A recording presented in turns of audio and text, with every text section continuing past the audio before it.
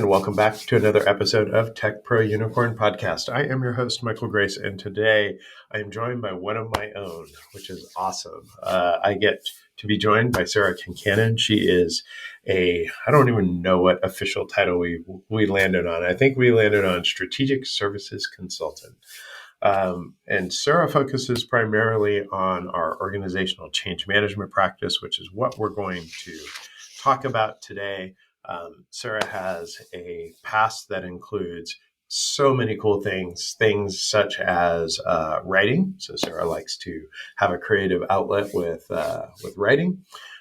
Sarah is an amazing digital artist. A cool fact about Sarah is she created a painting of, remind me of who this is that I'm staring at outside my podcast studio.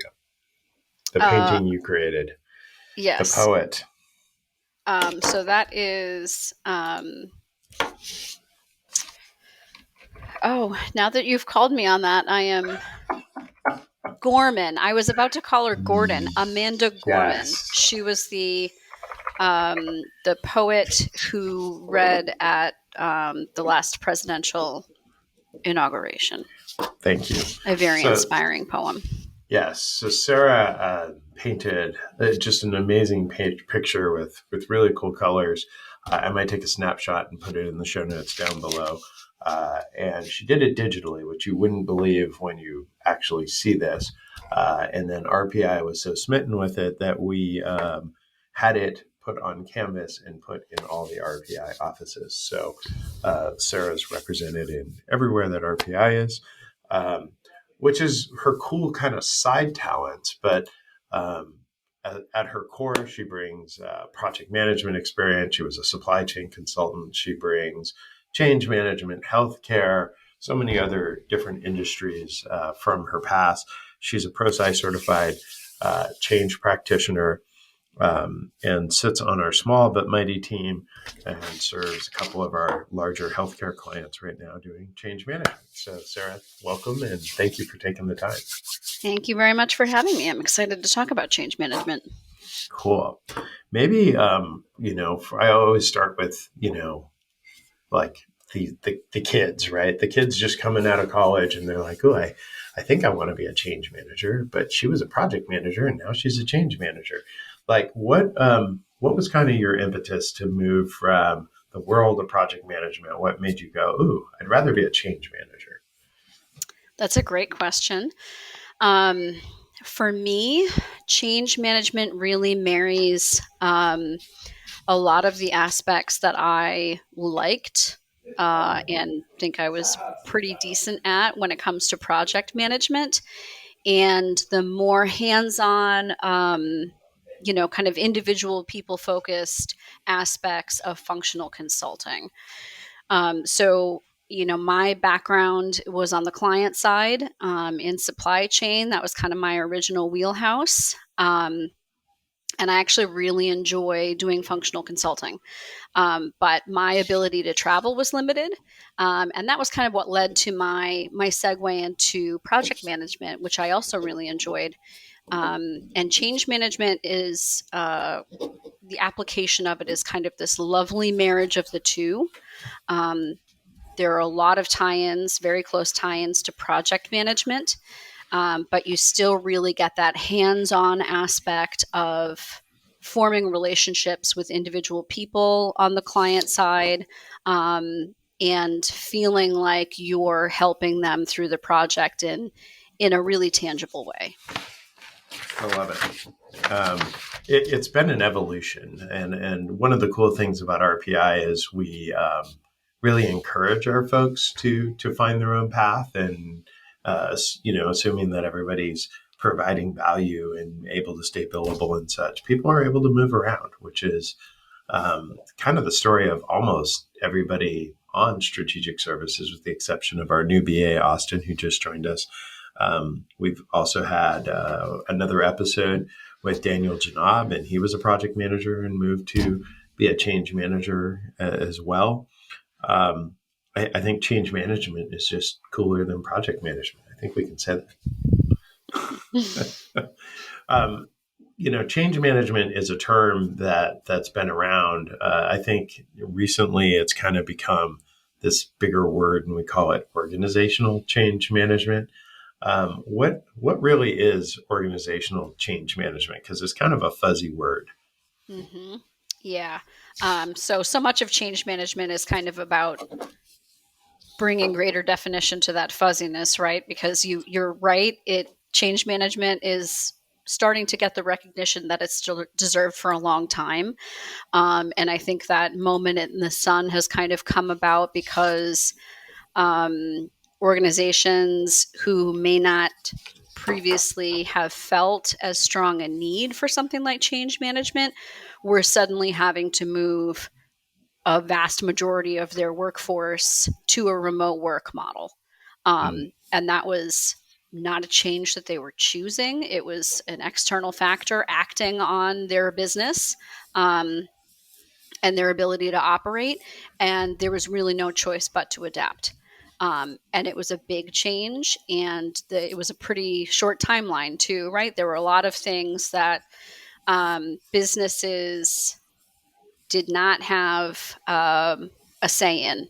There were a lot of kind of perimeters, limitations to what was happening there, and I think it kind of has brought change management to the forefront. Um, you can apply change management really to anything. I mean, you can do it on the individual level, but you're right. I think when we talk about organizational change management specifically, people kind of don't what's the difference between organizational change management and some other application of change management. And um, when we talk about change management as far as organizationally, it's kind of a layer cake. So what we have at the organizational level are three stages. You have your current stage, your current phase, wherever you're at now today. You have a period of transition where you are making the adjustments, going through those changes that you need to get through in order to reach that third future state of where you want to be or where you have to be, if we're talking about the case of remote work with COVID. And that seems simple enough and straightforward enough. But underneath each of those layers are all of the individuals who need to change something about what they're doing in their work life in order to get from where they are today to that future state that they're moving towards. And change management is really about, at the organizational level, making sure that all of those little individuals underneath each of those phases are coming along for the ride, that they're in step, that they understand what the change is, why it's happening. They're not resisting, they're not slowing down the process, so that you can reach that future state more quickly, more successfully, more fully, um, in order to improve your business outcomes. I love it. The example you used is interesting because it's also it for the first time really blended church and state, right? It was people moving to a hybrid or a remote work environment, which was now work at home, right? So we blended Mm-hmm. work and personal, and not everyone was able to just absorb that, right? I think if you're single or you're maybe married or partnered with no kids, it was easy. You just work from home. But for those of us with families, it was like, oh, we're home. That's great. But so are our families, right? Mm-hmm. And so that transition was not as simple as, oh, my company issued me a laptop and I just go home, right? It was, okay, now I got to find a quiet place. I got to figure out my work hours. I got to figure out how do I manage my kids that are used to being in school and now I'm school. Mm-hmm. How do we handle that?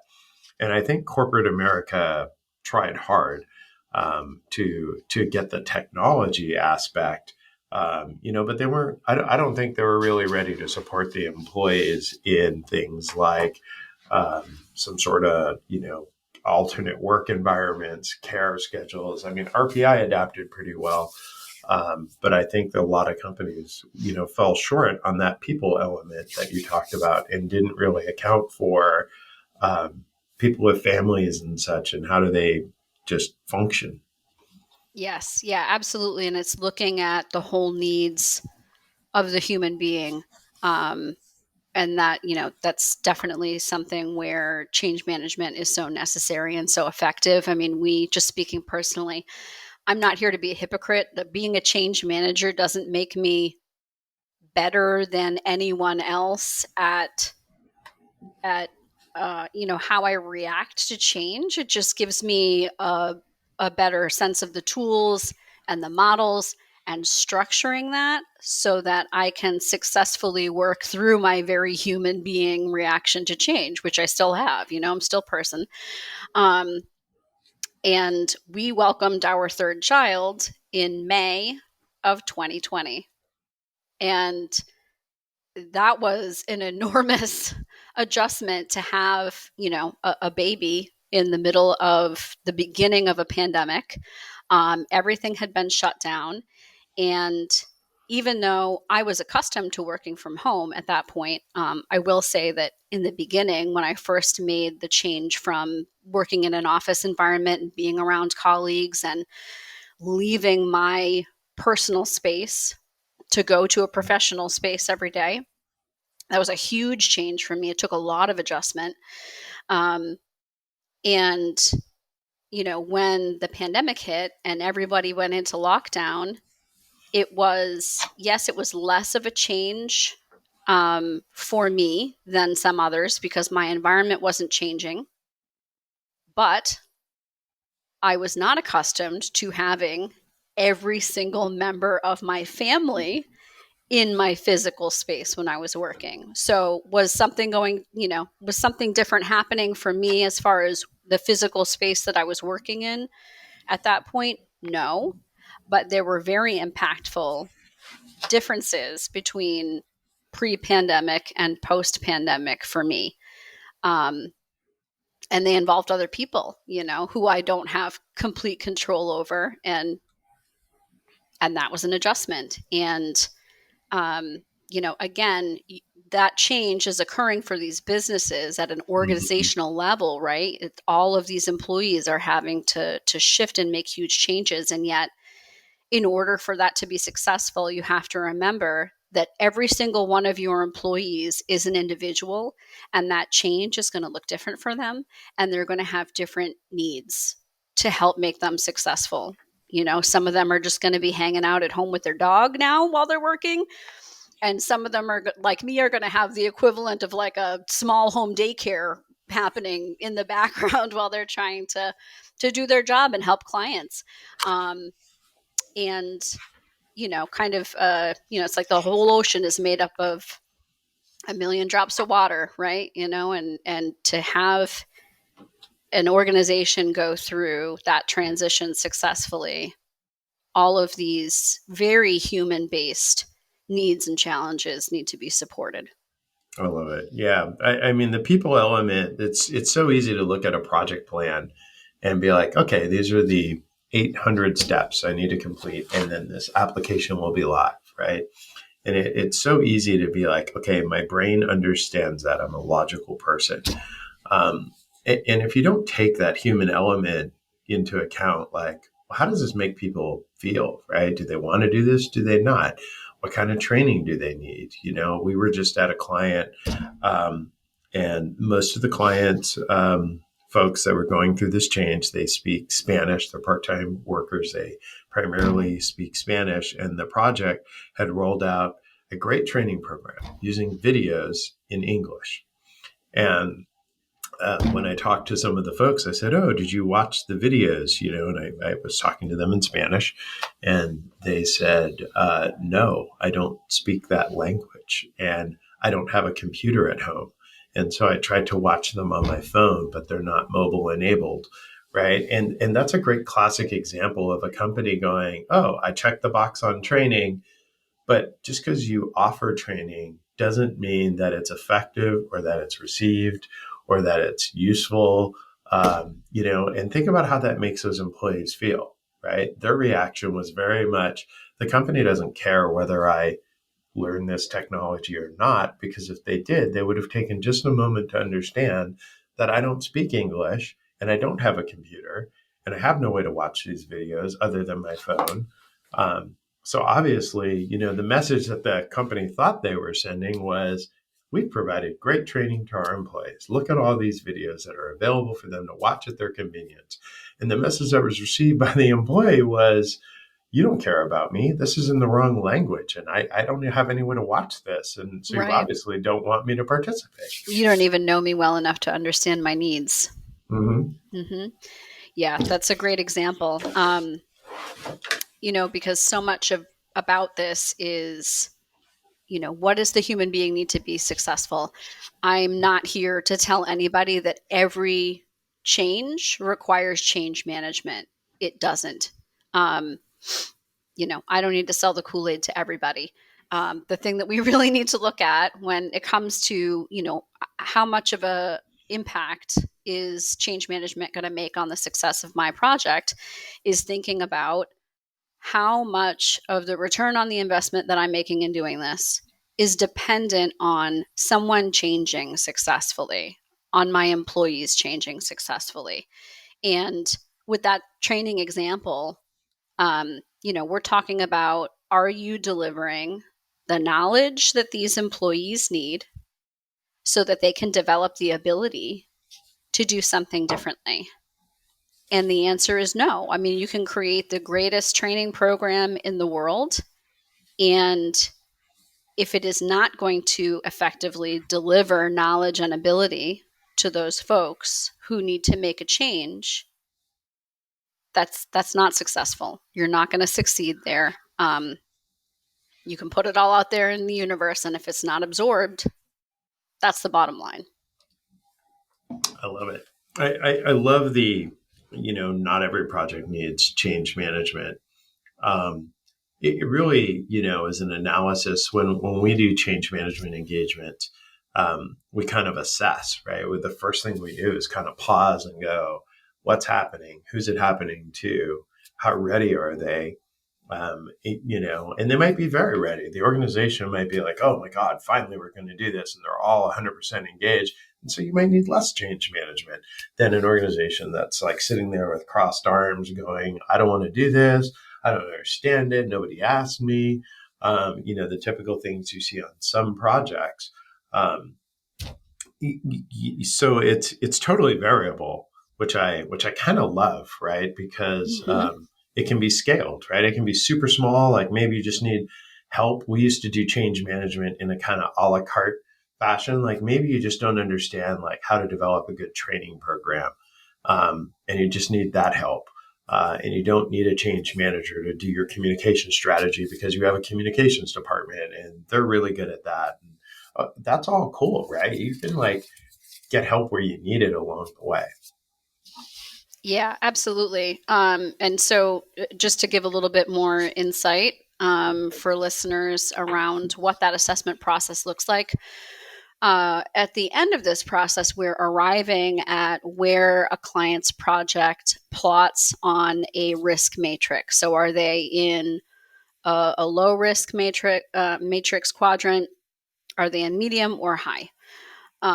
But the process itself of arriving at that answer is just as important, if not more important, than the conclusion about what quadrant the project is in. Because what we're comparing when we do that evaluation process is we're looking at, okay, what are the change characteristics? Let's get a sense of the scope of this change. Is it radical? Is it impacting just one team, or is it going to impact the entire organization? What number of people is it going to impact? What's the variety of change impact look like? Is everybody going to be impacted the same way? Mm-hmm. Or are we going to have a complex change that impacts a whole bunch of different groups in a variety of different ways that we need to be prepared to address? And then we are comparing that to what we call organizational attributes, which are really just different measures of the client's change readiness. Um, and so you mentioned things like, um, you know, how content basically is the client with the current state? Is there a well recognized need for this change that's coming? Um, and because that can be really something that spurs people to action. Um, but there's also something to note there too. Dissatisfaction with the current state never tells you the full story Mm. either. Um, People can be very unhappy with the current state and still very, very skeptical about the future state delivering everything that they're being told it's going to deliver. Um, so, we take a look at these two things and we go through this project with leadership and project sponsors, and it causes them, in answering these questions, to consider aspects of the project that they probably would not have otherwise consciously thought about. And that's really key. Because I think you would find with a lot of clients, if you were asking them to just gauge off the top of their head, do a gut check from a change risk perspective, is this project low, medium, or high? And then you go through this process with them and you actually look at quantifying all of those different elements that result in that kind of score for change characteristics and organizational attributes. And it's very eye-opening. And I think most clients end up somewhere significantly different after they actually quantify all of those different aspects than their gut check was telling them, this is where the project is. I love it. I think you mentioned earlier that there's now a recognition of the importance of change management. I think a lot of companies that have a PMO kind of internally start looking there, and they're like, well, we have change management, we have a PMO, and we have project managers, and project managers can be change managers. And I always say yes, no, maybe, it kind of depends, right? So for companies that are thinking about like building their own internal change management program to involve change managers, RPMs, your thoughts on RPMs, change managers, just out of the box, and can companies build their own change management office or office of change management? I definitely do not think that PMs out of the box are change managers. And that's not in any way to knock project managers. I am saying this from deep experience because I was a project manager and I look back and I absolutely was not a change manager.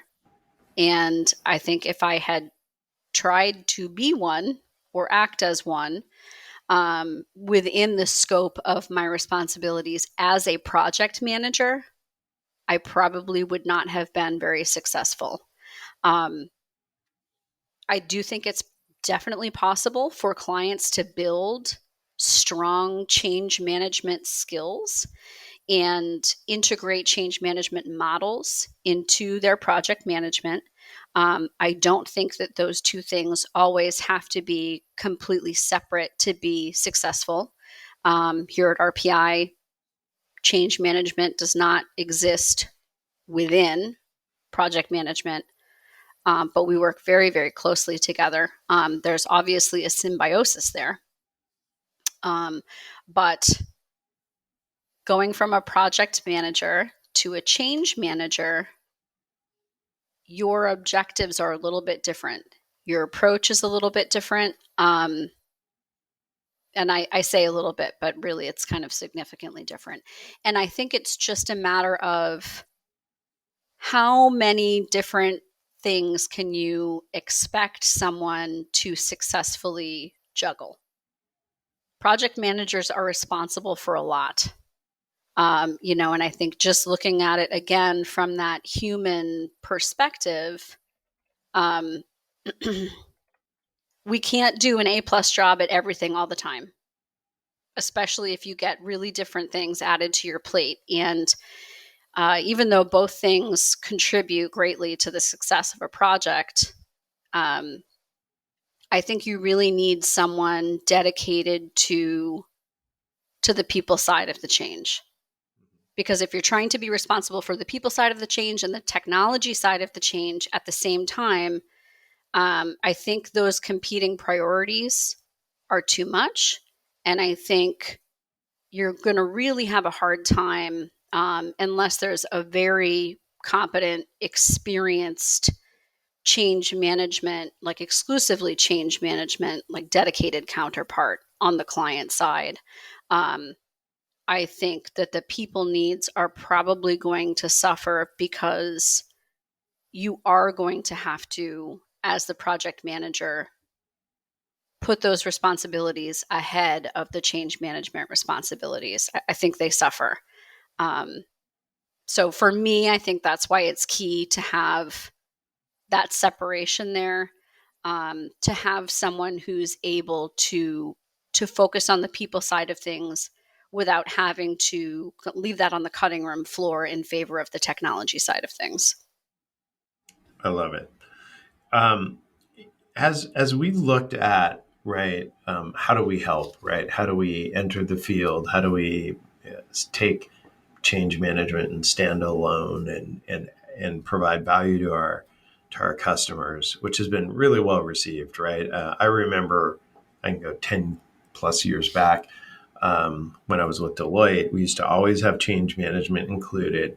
And as we were trying to cut down costs, it was always the first thing that clients would be like, we don't need change management, screw that. And it would always get cut out, right? Now we have customers going, we need more change management, right? Like whatever hours you have, double it. We need more of that. And we have customers that were engaged in on engagements, and they're like, wow, I didn't really understand this. This is really helpful. Let's extend this, right? Let's keep these guys involved in doing this good work. Um, we chose to take an initial group of 4, go get Prosci certified. Part of that process was understanding that it's not Prosci and it's not a pierogi, and it's like really trying to figure it out. We went on a really cool journey to explore what are the options. How do we get educated? How do we provide a meaning? How do we translate that into something meaningful for our customers? The Prosci certification process, maybe just talk about your experience going through that and how valuable kind of that education was and obviously the certification. Yeah, so that was a really great experience, and it was kind of nice to be going through it with colleagues as well, so that we could all kind of be on that journey together, bounce things off one another, and kind of deepen each other's insight because we're all in the same business and we know how that applies to what we do here at RPI. For me, what really connected with me when going through that certification process was how particular change agnostic the Prosci methodology and models are, and how you can apply all of that to literally any kind of change that impacts people. And that was what really helped me. And since going through that certification process, I feel like I see it everywhere now. And I'm recognizing people who are doing things that they probably don't necessarily see as formally change management.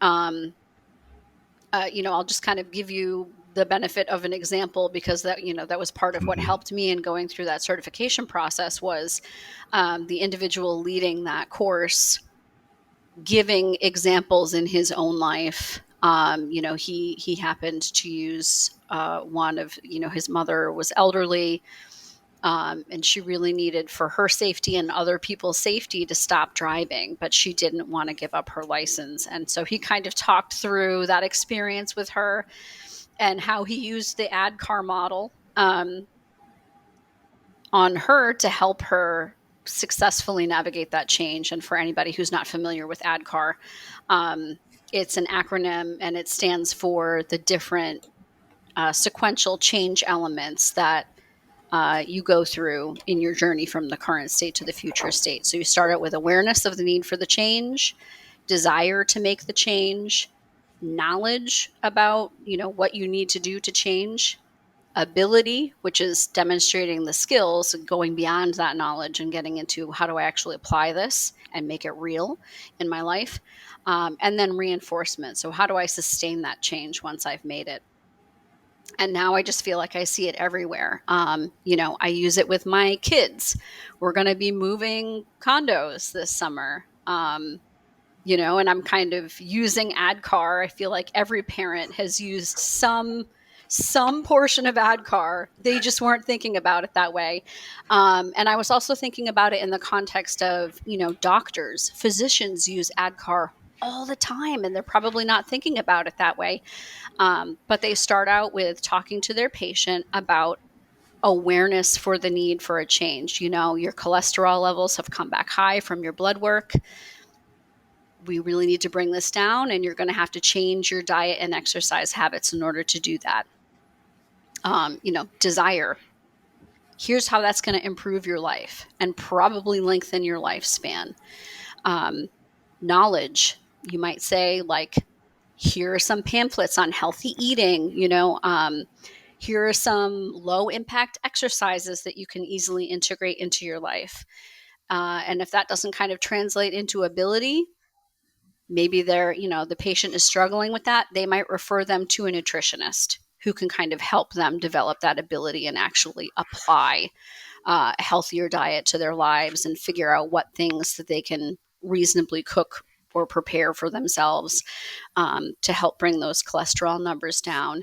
And then reinforcement, super important in that case, because, we all know it's not like, oh, the next blood work appointment, my numbers come in good and I can go back to eating cheeseburgers.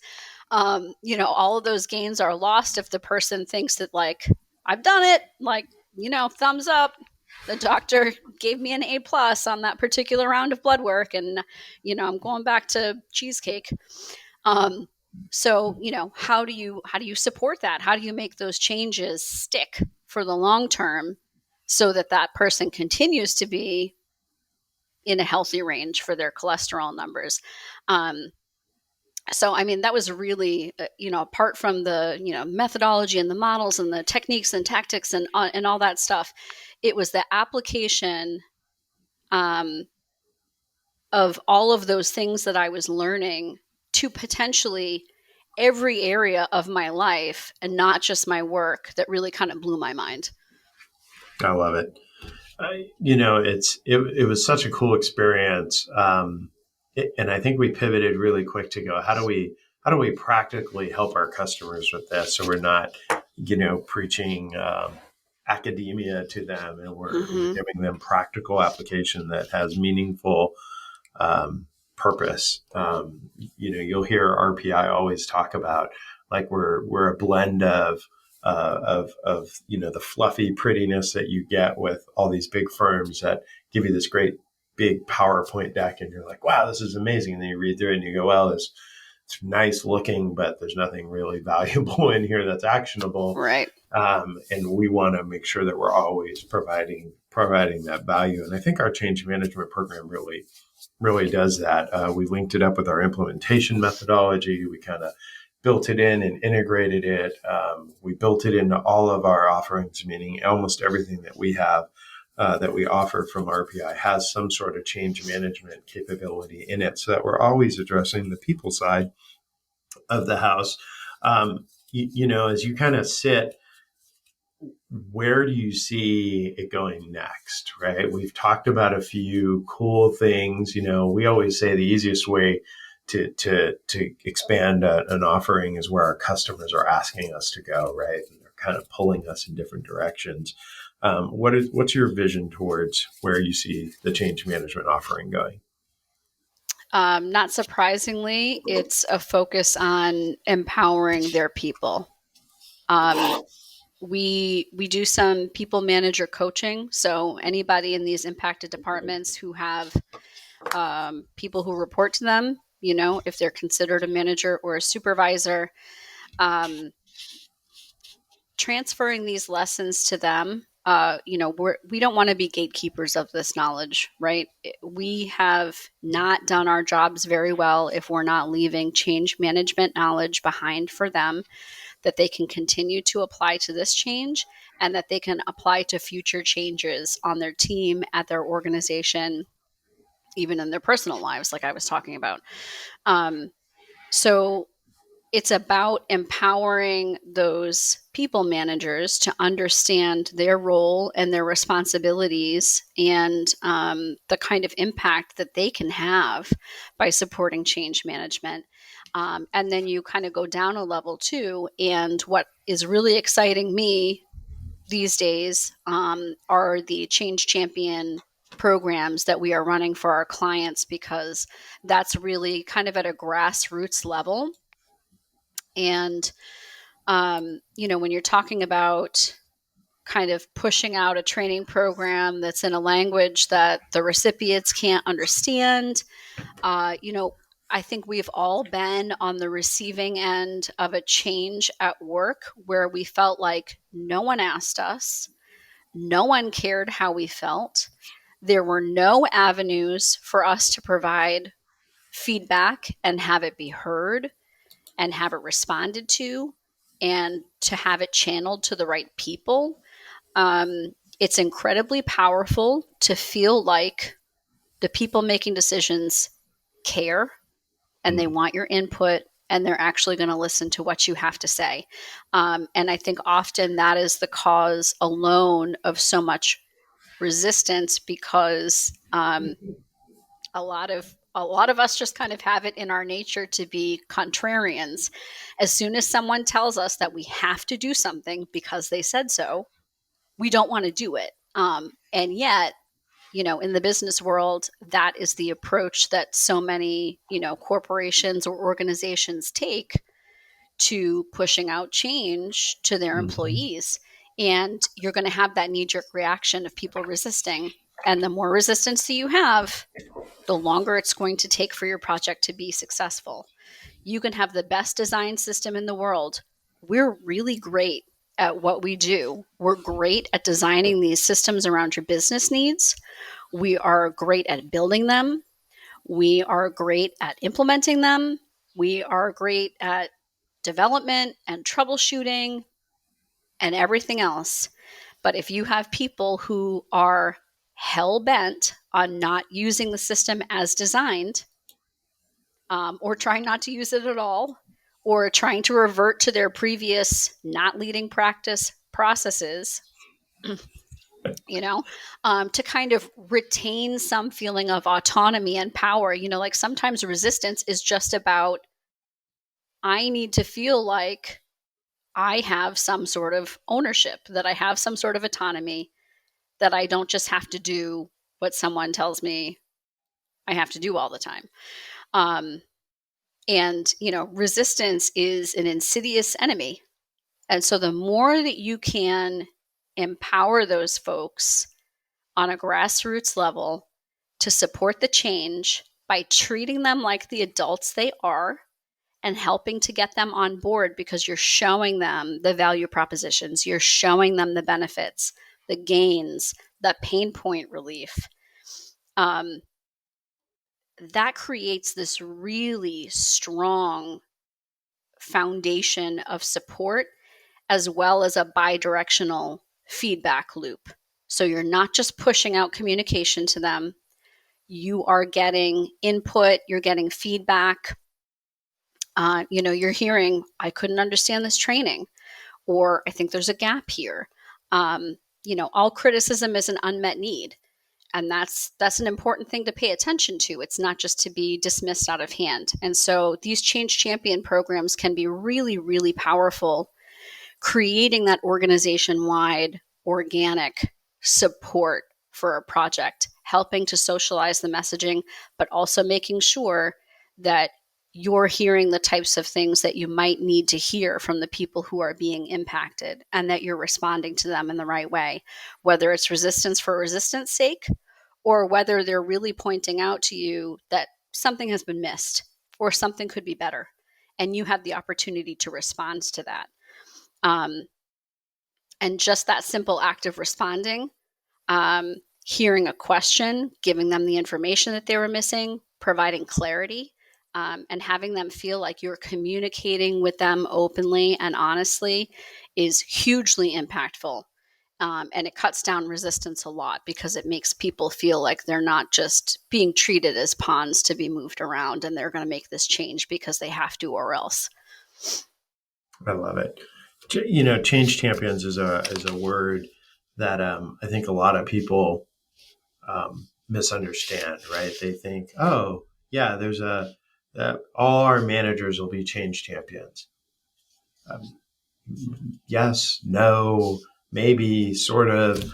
I think people think like leadership is just naturally bought in at all levels, Mm-hmm. right? Especially from up top. And no offense to the leaders that listen, right? I challenge you each and every day with all this podcasting. Leaders need to lead, right? And part of that is being in touch with your organization. And if you think all your leaders behind you, down to like the manager level, are just going to fall in line because you've issued it to be so, you're about to get one hell of a surprise. Because a lot of times, they're more connected to the employees than they are to you and your leadership vision. And they don't just by your will suddenly become a change champion. Um, that role, like what really, how do you identify change champions, like, and give them and empower them? You talked a little bit about empowering employees. Like, how do you find those people? That's a great question. And it really varies from client to client. We work with them to try and identify what the best method for identifying the right folks is going to be involved in that program. Some clients are on board with just putting out a call to action, and basically anybody can sign up. And they might want to look after the fact at who signed up just to see, does this person have the bandwidth to be involved? Is this okay with their manager or supervisor? But really, it's just kind of open to anybody, because the folks who are going to volunteer are the folks who are willing and interested, right? That comes back to that autonomy. And then there are some clients and organizations who are much more comfortable kind of hand selecting, or I don't like to use the voluntold term, but kind of nominating. We'll call it nominating. Nominating certain people who they feel like would be really good in that position. And I think that there are different advantages to doing it either way. The organizations who prefer to nominate might know, based on past experience, something that you don't know coming in, about their culture, about how similar experiences have gone in the past for them. So I think, different approaches to defining who your change champions are right for different clients. And you have to trust them to know, what approach is maybe going to be most effective for them to find those people. I love it. Well, very cool. We've talked a lot about change management. We've talked a little bit about kind of sub breakdowns and ADKAR and change champions, and a lot of the differences between PMs and change managers. For somebody who's considering that, or maybe just thinking you're going to go off and be a PM, I really challenge you to kind of pause and think about, what really is transformational around a project. Yes, you need a good PM, right? I've seen bad PMs and projects fail because they're just not those taskmaster kind of people. So if you're like data driven and like to just be like, the one kind of issuing the edicts, then PMs are great. They really manage tasks and the logic and all the data, the resources and the constraints. And if you thrive on like data related to large projects, then sure, PMs probably your area. But if you actually really focus more on the people side and the change that they're going to have to go through, and really want to help them make that change so that they're successful going forward in the future state, then I challenge you to reach out to somebody and talk to somebody about what is change management and why can it be transformational, kind of life changing for the people that you're going to lead through the change. I'll put a LinkedIn link down below to Sarah's LinkedIn profile, so you can always reach out to Sarah that way. You can reach out to RPI and we'll get you in contact with Sarah if you just want to chat change management. And again, it doesn't have to be some huge project. It doesn't necessarily have to be an entire change management program. It could be like, ooh, I just need to, find out about this. And feel free to pick Sarah's brain and talk to her about thoughts on this, that, and the other, regardless of what your industry is or what you plan to do. She's got thoughts on how to help, and take a look at some of her art. Maybe I'll put a link to some of her art that's out there, which is very, very cool. So Sarah, thank you for taking the time. I know you're super busy. So thank you for taking an hour out of your day to jump on the podcast and talk about change management. Well, this was a pleasure. Thank you for letting me talk this long about something that I love. Awesome.